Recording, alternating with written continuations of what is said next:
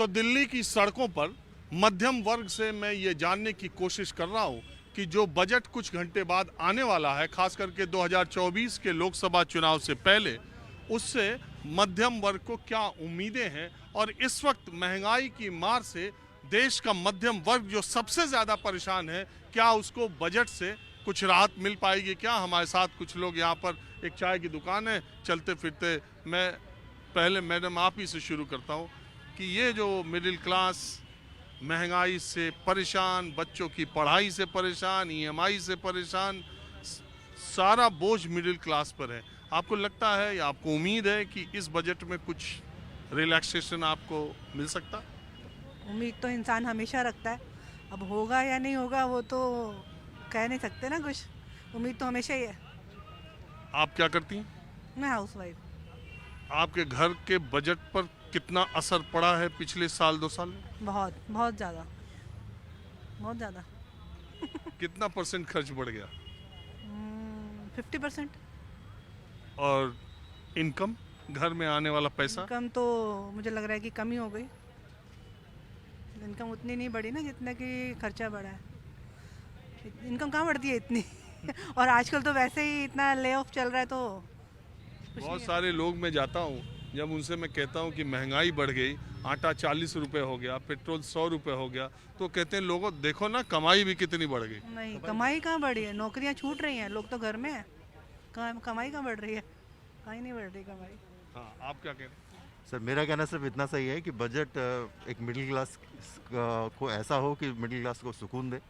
और जो महंगाई बढ़ी हुई है, अगर आप देखेंगे ये सिर्फ कहने की बातें कि सिर्फ महंगाई नहीं बढ़ी है और नौकरी बहुत मिल रही हैं या ऐसा कुछ है।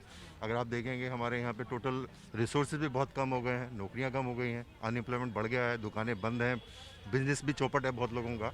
अगर आप सही फिगर की बात करते हैं, जो फिगर दिखाई जाती है that is different, but if you look at the fact figures that will be always other story of if you're comparing with the real. But if you're looking at the budget, definitely all middle class people, they're thinking it should according to their own choices, and it should match at least their daily uses of money and all. If you look at the petrol price, it's very 96 98 rupee or more than 100 it was there earlier. Now it has reduced to 96 rupees. So everyone thinks that it should be at least cope up with our all local problems. तो budget ऐसा होना चाहिए कि जो हमारे लिए सुकून दे। Income देखिए, मैं तो ये मानता हूँ, मैं मिडिल क्लास में हम लोग हैं, मैं चाहता हूँ कि मध्यम वर्ग की कमाई अगर नहीं भी बढ़ी है तो कम से कम जो हम टैक्स दे रहे हैं, टैक्स स्लैब में हमको रिबेट मिलनी चाहिए। हमारे जो एजुकेशन पर बच्चों का खर्चा है उसकी लिमिट नहीं होनी चाहिए।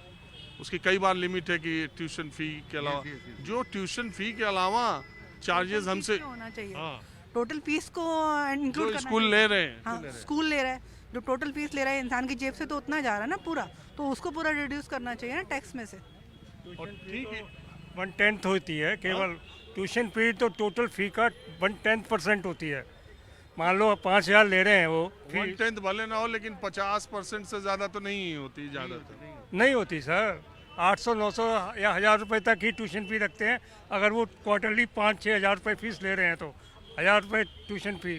5-6 हज़ार क्वार्टरली, कौन स्कूल की बात कर रहे हैं आप? अरे 60,000 रुपये तो क्वार्टरली फीस है। नहीं वो तो ठीक है। मेरी डॉटर की लड़की पढ़ रही है, वो 10,000 रुपये महीने फीस दे रही है। हाँ, इससे कम नहीं है, इससे कहीं कम नहीं है। तो वो मतलब अब बात ये है ना, मैं नॉर्मल बात कर रहा हूँ, जो लोअर क्लास की बात कर रहा हूँ, लिमिट की बात कर रहा हूँ। तो हर आदमी आप क्या चाहते हैं बजट में? मैं ये चाहता हूँ जो भी कंज्यूमेबल आइटम्स हैं, जिन पर टैक्स गवर्नमेंट ने लगाया उसको थोड़ा रिड्यूस करे, जिससे आम आदमी को राहत मिले। हमेशा डेफिसिट बजट आता है लेकिन गवर्नमेंट उसको कभी अचीव नहीं कर पाती। शायद जो घोषणाएं सरकारें करती हैं हमेशा बजट में, मैं किसी सरकार की बात नहीं कर रहा, इससे पहले भी जो प्रोविजंस रखे जाते हैं उन प्रोविजंस को कभी भी सरकार अचीव नहीं कर पाती। आपको क्या कुछ उम्मीद लग रही है कि 2024 का इलेक्शन सामने है तो कुछ लोक लुभावन बजट ले आएंगे?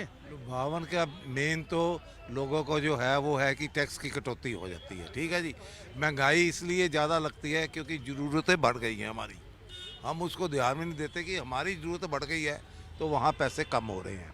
ठीक है जी, और मैक्सिमम ये है, क्या नाम है कि जी ना भी इंक्रीज़ हो, एक तो लोगों की मार्जिन जो है, प्रॉफिट जो पहले आप ये देखिए जो मेडिसिन बेचते थे पहले 1 रुपए का डिस्काउंट नहीं देते थे।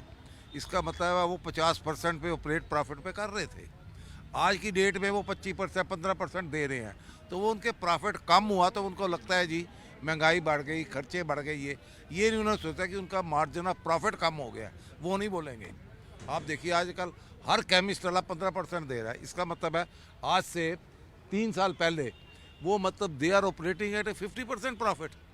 ये आपने बात सही कही। 50% अब कोई profit दवा है। वाला नहीं है जो एमआरपी पे छूट नहीं दे रहा। 5 साल पहले दवाई पे एमआरपी पे छूट ये कोई सोच नहीं सकता। हाँ सही है ये बिल्कुल सही है, बताया बिल्कुल इन्होंने चचा ने। अब तो बड़ी बड़ी अब अब तो बड़ी MG तो और कम देता रेपुटेड है। कंपनी 1mg टाटा MG है, और भी 2-3 कंपनियां हैं ऑनलाइन। बड़ी बड़ी कंपनियां जो आई हैं उनका जो ऑनलाइन डिलीवरी, होम डिलीवरी कर रही हैं, उनका भी इफेक्ट है। बहरहाल एक बात बताइए कि अभी की स्थिति में जो खाने पीने की चीज़ें महंगी हुई हैं, आटा महंगा हुआ, सरसों का तेल महंगा हुआ, क्या आपको लग रहा है ये कभी कम होगा? रीज़न क्या है कि ये अगर महंगाई 10% बढ़ती है तो 5% बाकी भी सब बढ़ा देते हैं रेट को। दुकानदार, मैंने दुकानदार से पूछा, भाई तूने टिक्की 20 की दे रहा था, तूने 30 की क्यों कर दी? आलू टिक्की आलू टिक्की मैं खा रहे हो इस उम्र में आप? खा रहे हैं, क्या दिक्कत है खाने में? तो फिर वही तो मैं कह रहा हूँ ना, जरूरतें भी बढ़ गई हैं आलू ना। टिक्की नुकसानदेह बता रहे अरे हैं। जरूरतें भी तो बढ़ गई ना, स्वाद भी तो बढ़ गया। लोग आजकल लुई फिलिप से ले रहे हैं। बोल मैं वो कह रहा हूँ, वो कहता है जी महंगाई बढ़ गई। मैं कहा तेरे आलू पे कितना फ़र्क पड़ा? कहता है जी 1 रुपए का। तो मैं कहा तूने 10 रुपए क्यों बढ़ाई? कहता है जी सब ने इतने बढ़ा दिए तो मैंने बढ़ा दिए।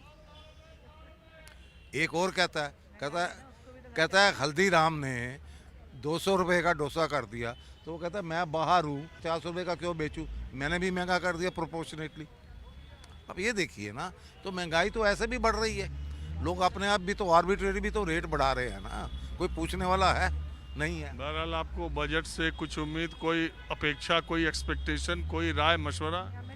हमें तो वो सिर्फ एक्सेप्ट थोड़ा सा टैक्स का वो आपको लॉलीपॉप दे देंगे बस, और क्या है। की बात है, हाँ? होता दिखाते कुछ है, होता कुछ है। एक टैक्स अगर का। उसको ढंग से कैलकुलेट करें तो उल्टा नुकसान ही होगा, फायदा कुछ नहीं होने वाला। यानी बजट भी एक प्रोसेस है, उसमें आम जनता का इंटरेस्ट खत्म हो गया कि हमको कुछ मिलने जुलने। हम तो इंटरेस्ट लेकिन मगर इस बार जो बजट आएगा, क्योंकि अभी इलेक्शंस आ गए हैं, तो ये जरूर लुभावना होगा। इसमें अंडर 80C में भी शायद स्लैब में कुछ फर्क पड़ेगा, और जो आप बता रहे हैं मेडिकल में भी, उसमें भी कुछ डाल देंगे जिससे मिडिल क्लास लोगों को अटैक कर सके। अदरवाइज अगर आप देखते हैं कि पहले के जो बजट गए हैं इलेक्शन से पहले, उनमें कभी भी रिलैक्सेशन नहीं दिया गया, उसको एज इट इज छोड़ देते हैं कि मिडिल क्लास जो अपने आप कर लेगा। तो मिडिल क्लास एक ऐसा वर्ग है जिसकी सैलरी से बिगर पूछे उसकी सैलरी काट दी जाती है, TDS कट जाता है। अगर आप बिजनेस क्लास की बात करें, वो रिच होते जा रहे हैं। क्यों? क्योंकि उनके पास सारी सुविधाएं उनके पास हैं, अपनी सेल्स दिखाना उनके पास है, उनके खुद के CA हैं, अपने हिसाब से वो करते हैं। मिडिल क्लास आदमी एक ऐसा आदमी है जो हमेशा पिसता है। अब आप देखिए, देश में जो मिड सेगमेंट की गाड़ियां हैं, उनसे ज़्यादा 30 लाख के ऊपर वाली गाड़ियां लॉन्च होती हैं, उनकी बुकिंग 8 महीने 10 महीने के। और अगर आप उन लोगों से पूछिए जो लोग महंगी गाड़ियों से 30 लाख की, आप टैक्स कितना देते हो, वो दूसरे के नाम से खरीदते हैं और वो इनकम टैक्स नहीं देते हैं। और तमाम अभी गड़बड़ झाला है। सरकार को इस तरफ भी देखना और समझना चाहिए।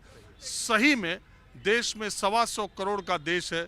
मान लेते हैं 80% किसान है, मैं मानता हूँ 90% किसान है। अगर 90 करोड़, अगर 125 का आप 90% निकालेंगे तो करीब करीब 1,10,12 करोड़ लोग होंगे।